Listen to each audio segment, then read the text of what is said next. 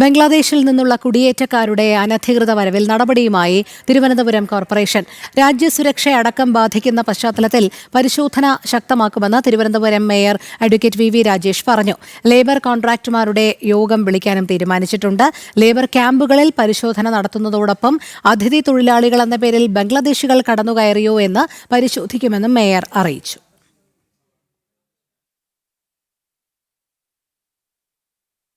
അപ്പോൾ അതിഥി തൊഴിലാളികൾ തെരഞ്ഞെടുപ്പ് കഴിഞ്ഞ് തിരിച്ചു വന്ന കൂട്ടത്തിൽ പലരോടൊപ്പവും ഇവരും വന്നിട്ടുണ്ട്.